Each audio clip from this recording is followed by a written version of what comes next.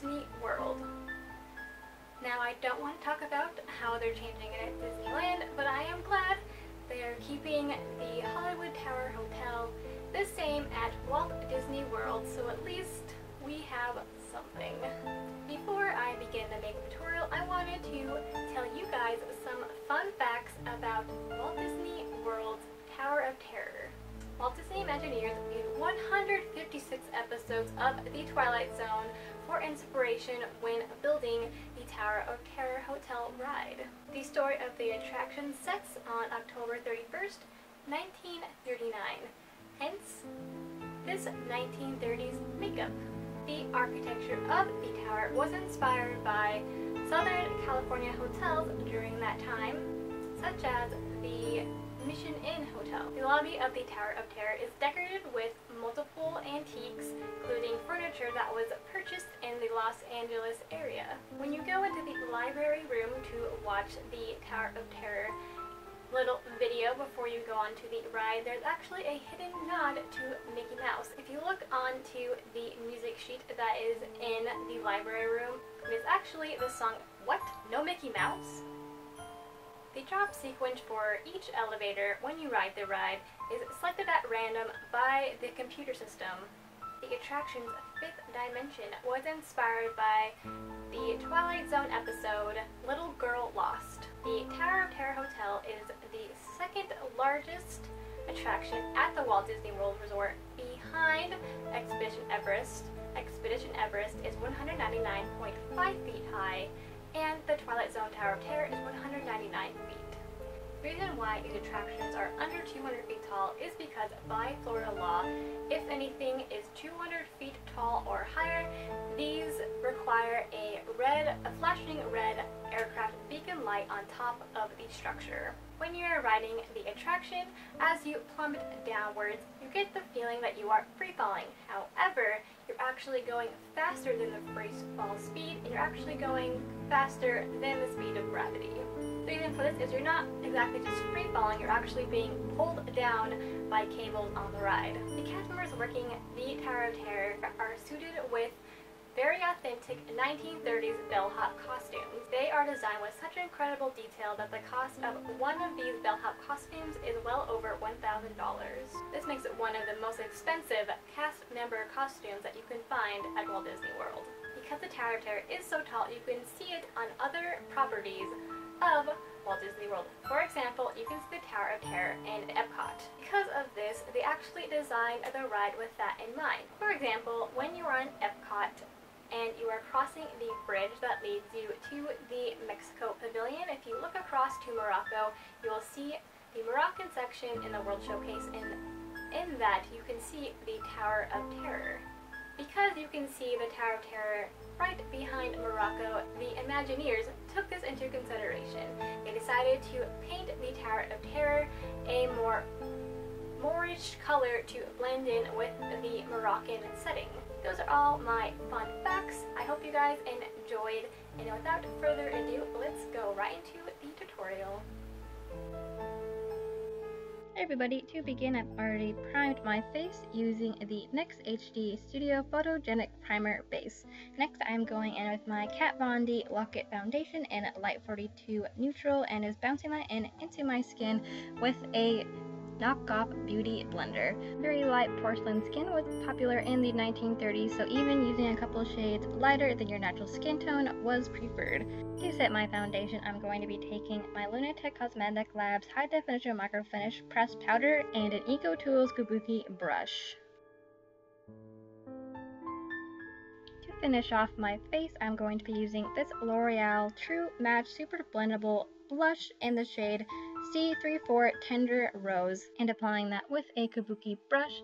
Now, by today's standards, you need to go pretty heavy-handed with the blush. I'm starting with the flush of my cheeks and extending back to my temples. To add a bit of youthfulness, I'm also applying that onto the tip of my nose. Now onto the eyebrows. I'm using the Sex Bomb Femme Fatale palette by NYX and using the black shade and applying that with a angled eyebrow brush. Now the eyebrows in the 1930s extended pretty far back and were really thin. I'm not going to cover my own eyebrows because I'm terrible at the glue stick method, but I'm just going to try and make them a little bit thinner than they naturally are, and extending them almost to the temple of your face, quite different than today's eyebrow look. With the eyebrows done, we are ready to move on to the eyes. So I'm going to be using this Urban Decay double-ended brush, and I'm going in with the Minnie Mouse palette, and I'm taking the color Miss Minnie and I'm applying that in an upward kind of V shape to elongate and make my eyes look bigger than they actually are. That was a pretty common look in the 1930s. Next, as a transition shade, I am going in with Starlit.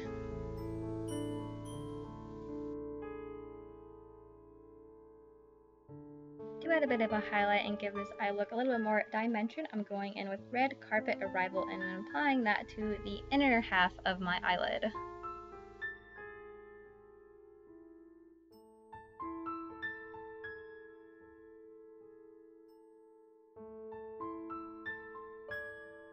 Using the smaller, more rounded end of this Urban Decay brush, I'm taking Miss Minnie again and applying that underneath my eyes as well as the crease of my upper eye just to deepen it further.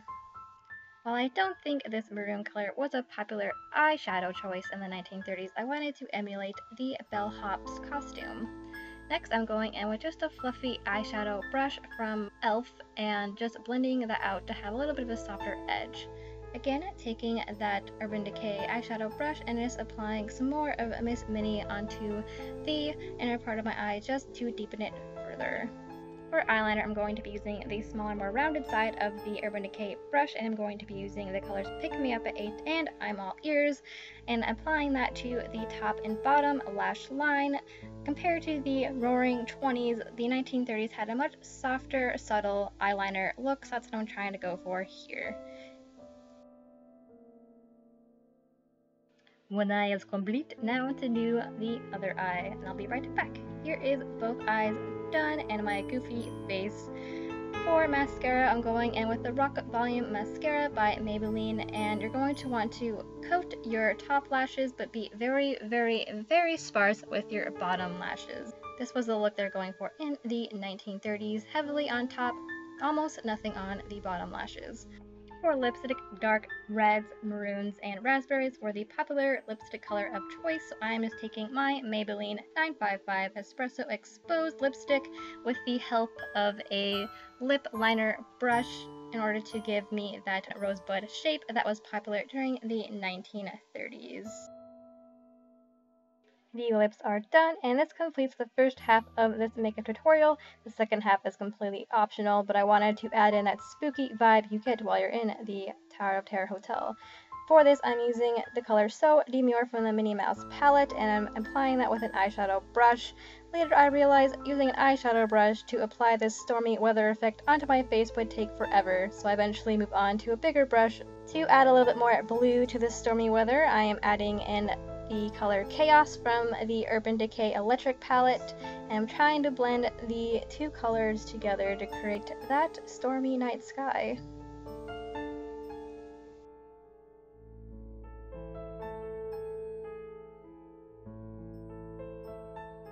As I'm applying these two colors, I'm trying to do so in a more flattering way to my face shape, going in where I would naturally contour, avoiding the areas that I wouldn't contour, etc.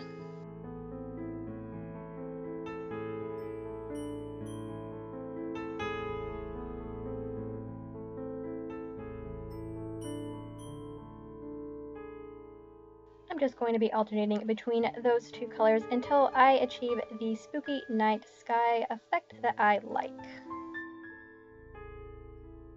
To help blend these colors onto my face so it's not such a stark line between my foundation and where the bluish gray starts, I'm just going to be spreading that out using my knockoff beauty blender. To add in just a bit of blue, I'm going back in with Urban Decay Electric palette with the color Gonzo.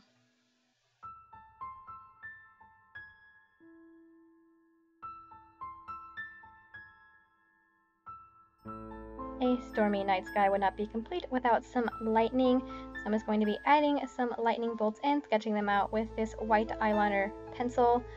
I really wanted to add the lightning bolts into this makeup look because they are so prominent throughout the ride.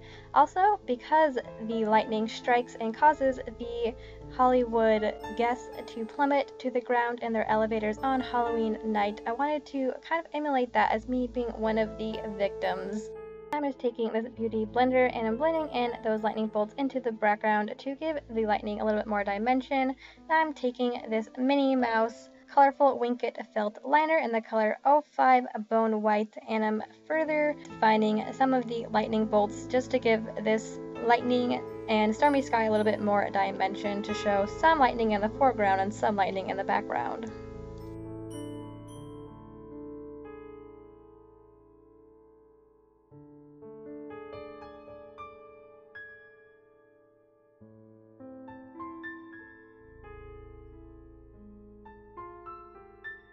Again, I'm just taking that knockoff beauty blender and I'm blending in some of the white lines that I thought were a little bit too stark. Here is the completed makeup look. I think it's a awesome mixture of elegance and spookiness. Now, the lightning isn't perfect in my opinion, but that felt liner isn't always easiest to deal with because it's not super pigmented, but I'm still really happy with how this makeup look turned out, and I hope you guys enjoy it as well. Hope you guys enjoyed that makeup tutorial and you found it fun and exciting, and hopefully you can see how I incorporated both the 1930s Hollywood glamour and the Tower of Terror Hotel together into making this makeup look. If you guys enjoyed this makeup look and enjoy seeing this Disney ride makeup series, please let me know by giving this or any of my other Disney ride videos a like or a comment so I know that you guys do like them. If you have any ideas for any future Disney rides you would like to see me recreate into a makeup look, please let me know by leaving me a comment down below. I hope you guys are having a magical, yet spooky week, and I will see you